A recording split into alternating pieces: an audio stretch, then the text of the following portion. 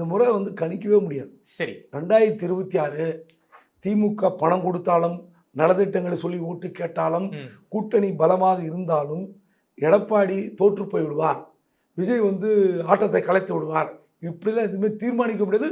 தீர்மானிக்க முடியாத தேர்தலாகத்தான் நான் அதை பார்க்குறேன். கட்சிக்காரங்களுக்கு தீபாவளி பொங்கலுக்கும் கவனிக்கிறது வழக்கம். பொங்கல் பரிசு பம்பர் பரிசுன்னு சொல்றீங்க. நிதி நிலைமை வேற ரொம்ப மோசமா இருக்கு. கோட்டையில் அதுவே நிதித்துறையே ரொம்ப சிரமப்பட்டுக்கிட்டு இருக்காங்கிற செய்திகள்லாம் வந்துகிட்டு இருக்கு. அந்த பம்பர் பரிசு என்னவா இருக்க வாய்ப்பு இருக்கு?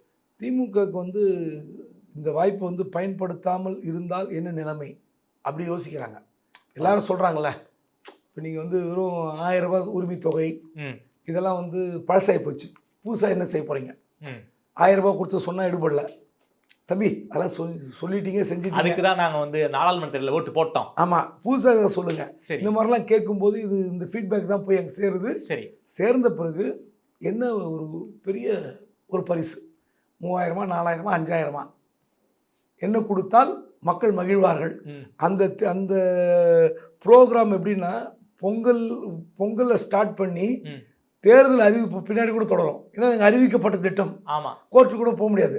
ஏன்னா பாதி பேர் கொடுத்துட்டோம். ஏன்னா பீகாரில் இப்படி தான் பண்ணாங்க. 2.25 கோடி ரேஷன் கார்டு. ஆமாம், அதில் நீங்கள் 1.25 கோடி கொடுத்து மிச்சம் 1.25 கோடி கொடுக்காம இருக்க முடியாது.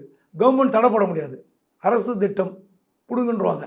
பீகாரில் கொடுக்கறதுக்கு தடை போட்டாங்களா? 10,000 ரூபா கொடுத்தாங்க. அந்த மாதிரி அதே மாதிரி இங்கே வரும். ஸோ அதனால் இந்த ஸ்கீம் இருக்கிறதுக்கு வாய்ப்பு இருக்கிறது. அது வந்து ஒரு பெரிய தாக்கத்தை ஏற்படுத்தும் திமுக நம்புகிறாங்க.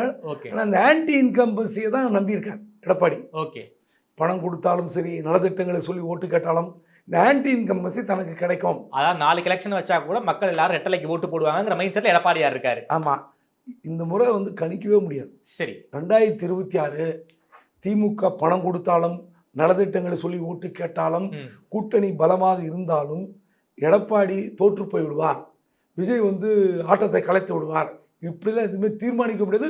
தீர்மானிக்க முடியாத தேர்தலாகத்தான் நான் அதை பார்க்குறேன்.